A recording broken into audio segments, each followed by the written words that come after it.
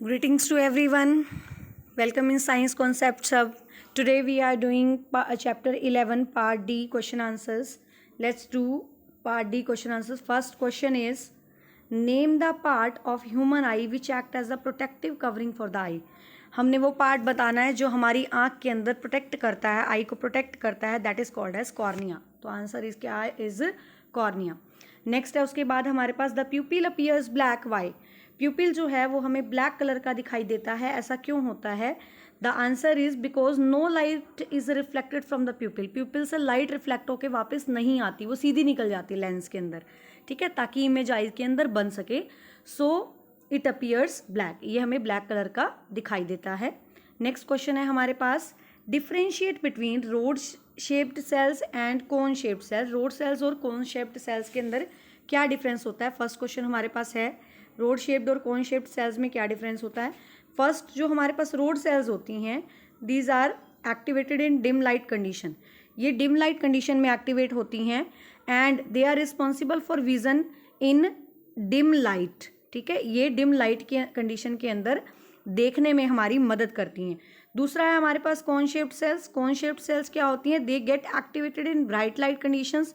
ये bright light में active होती हैं. दूसरा, they are responsible for colour vision in the bright light condition. ये ब्राइट लाइट यानी चमकती हुई प्रॉपर वाइट लाइट, बिल्कुल डार्क ब्राइट लाइट होती है चमकती हुई, उसके अंदर ये हमें कलर को देखने में हेल्प करती है. डिफरेंट कलर्स जो हमारे को दिखाई देते हैं ना, कलर को डिफ्रेंशिएट करने में, कलर्स को देखने में हमारी हेल्प करती हैं. नेक्स्ट क्वेश्चन हमारे पास आता है, near point and far point of the I. Let us see the answer. Near point क्या होता है? Near point is the minimum distance eight which the object can be scene distinctly without strain.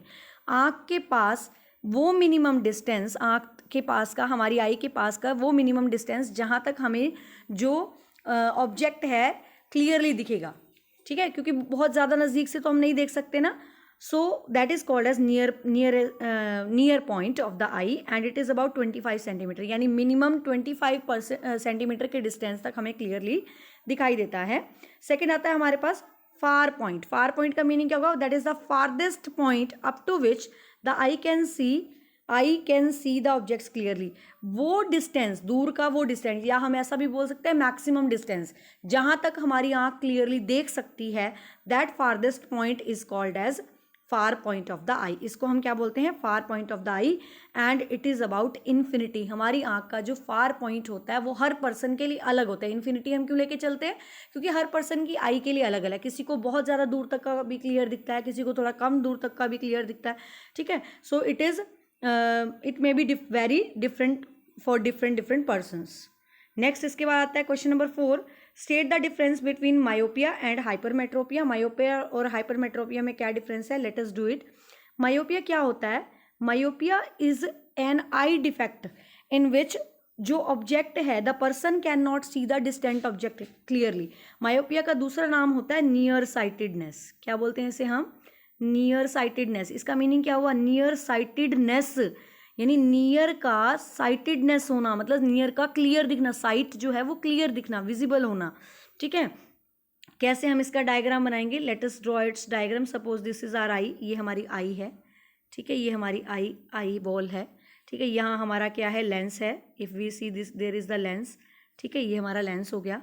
ठीक है, यहाँ पे हमारी जो light रे है, suppose object is placed here, light रे यहाँ से जा रही है लेंस में से पास होके, and this is the object. अगर पर्सन की, हमें पता है कि नॉर्मल आई के लिए जो पर्सन है, दिस इज द रेटिना. ठीक है, ये हमारे पास जो इनर लेयर होती है that is called as retina. अब नॉर्मल पर्सन के लिए ज़रूरी है कि इमेज यहाँ बने, बट पर्सन की इमेज जो है वो रेटिना से पहले बन जाती है. ठीक है, यहीं पे इमेज बन गई सपोज, तो पर्सन को क्लियरली नहीं दिखेगा. तो उसका जो फोकल लेंथ है, लेंस की फोकल लेंथ है, वो क्या हो गई? कम हो गई. लेंस की फोकल लेंथ क्या हो गई? कम हो गई. यहाँ बननी चाहिए थी, यहाँ बननी शुरू हो गई. ठीक है, तो मायोपिया क्या है? That is difficulty in seeing the distant object clearly. क्योंकि दूर की चीज़ों के लिए हमारी आई जो है फोकस नहीं कर पाती एंड हमारे लेंस की जो फोकल लेंथ है वो कम हो जाती है. इसका रीज़न क्या हो सकता है? हमारी जो आई बॉल है, ये आई बॉल है हमारी, इसका जो आई बॉल है दैट गेट एलोंगेटेड, ये लंबाई में ज़्यादा हो जाता है. Focal length of eye lens decreases, हमारी आँख की जो फोकल लेंथ है वो कम हो जाती है. तीसरा, it can be corrected by using concave lens. इसको हम ठीक कैसे करेंगे, how it can be corrected. अगर हम इसका डायग्राम करेक्शन का बनाते हैं तो ये हमारे पास क्या करेगा, ये हमारे पास suppose this is the eye lens, ये हमारे पास आई बॉल है, this is our eyeball, clear, this is eyeball. यहाँ पे हमारा क्या है, वी हैव द लेंस, यहाँ पे हमारा लेंस है, ठीक है। यहाँ पे ऑब्जेक्ट था, ठीक है, तो यहाँ पे हमने कौन सा लेंस लगाना है, we have to use this concave lens. हमने यहाँ कनकेव लेंस यूज किया।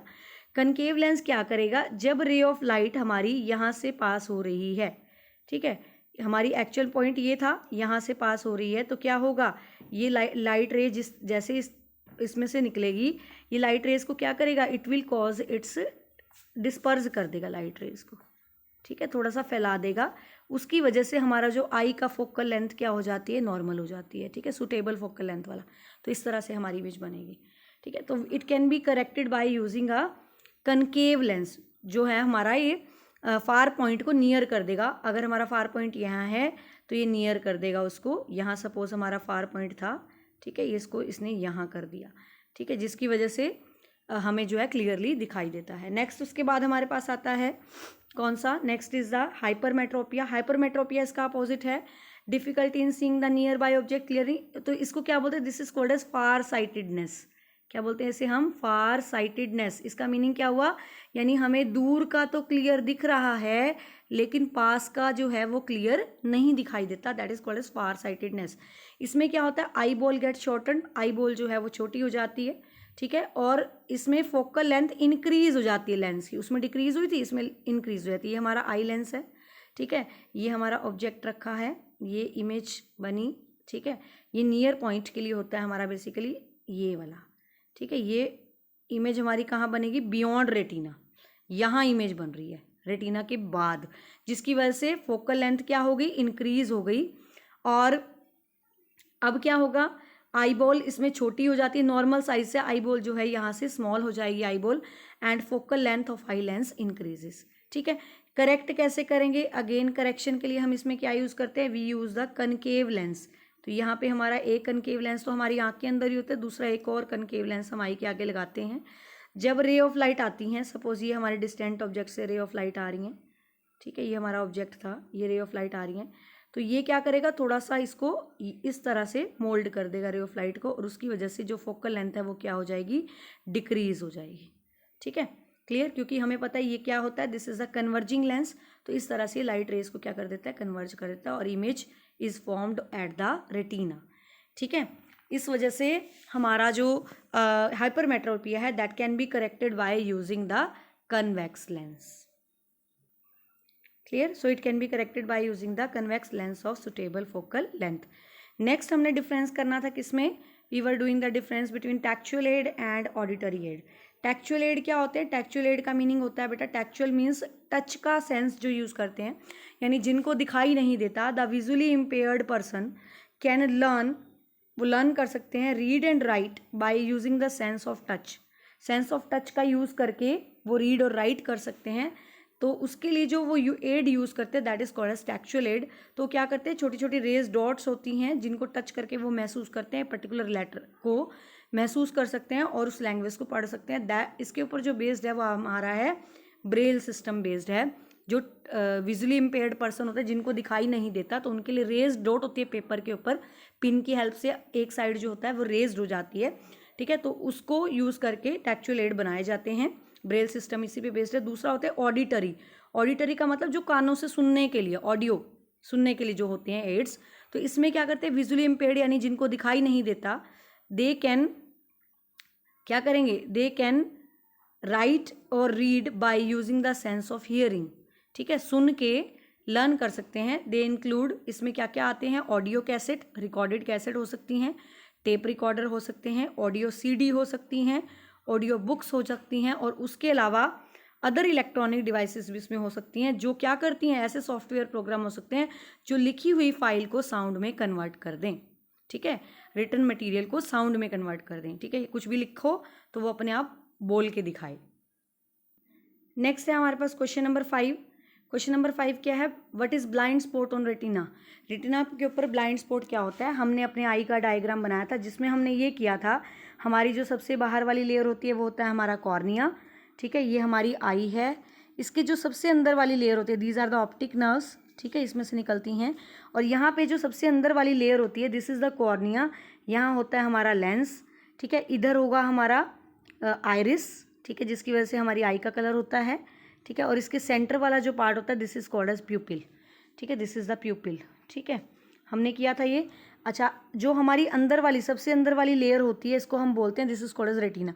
तो रेटिना और ऑप्टिक नर्व जिस पॉइंट पे मीट करती हैं, रेटिना एंड ऑप्टिक नर्व जिस पॉइंट पे मीट करती हैं वहाँ पे इमेज नहीं बनती, क्योंकि वहाँ कोई भी रोड और कॉन सेल्स नहीं पाई जाती। So that spot is called as blind spot.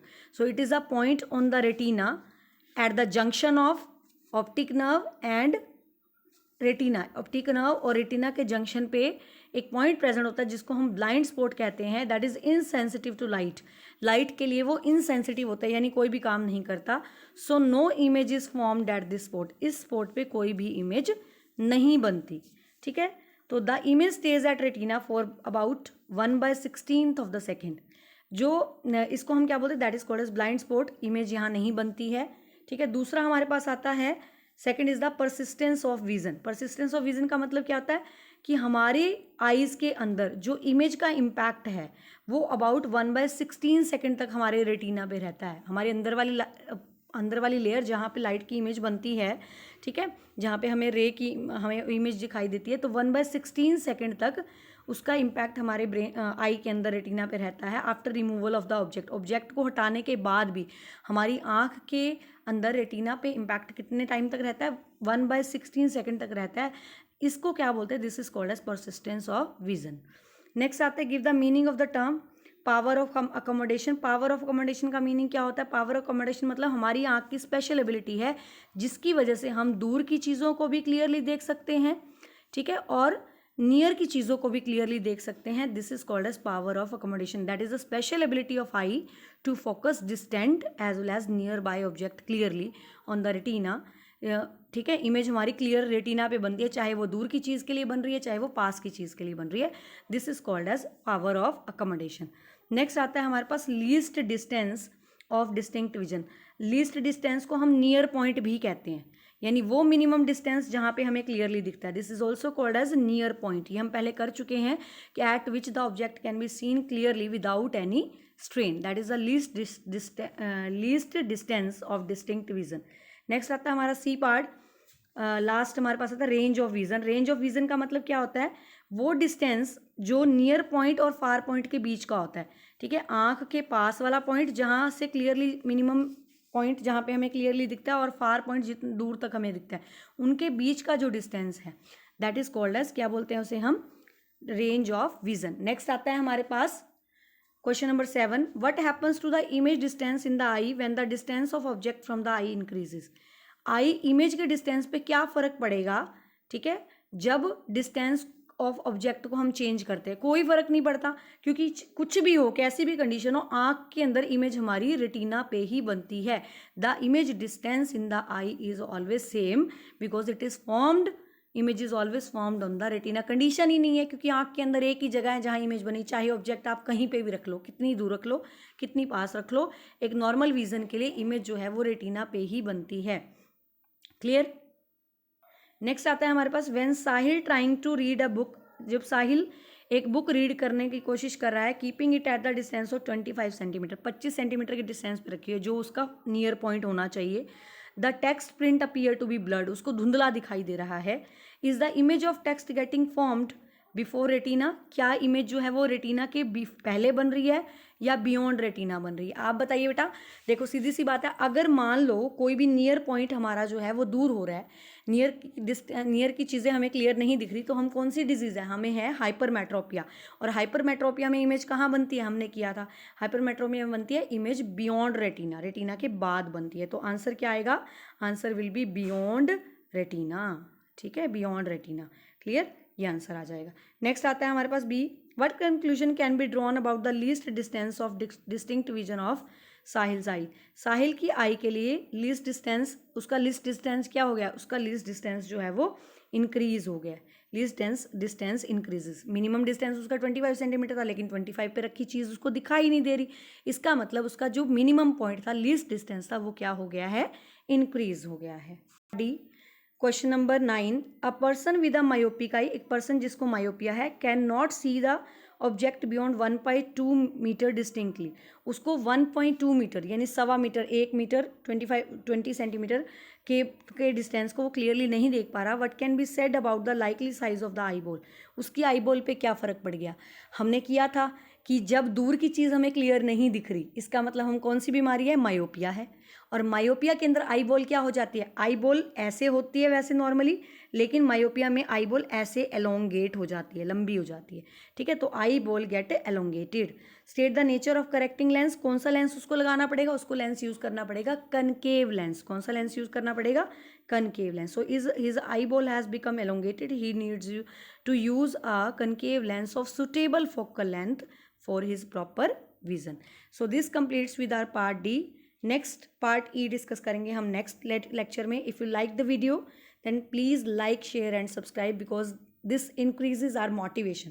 Thanks, have a nice day.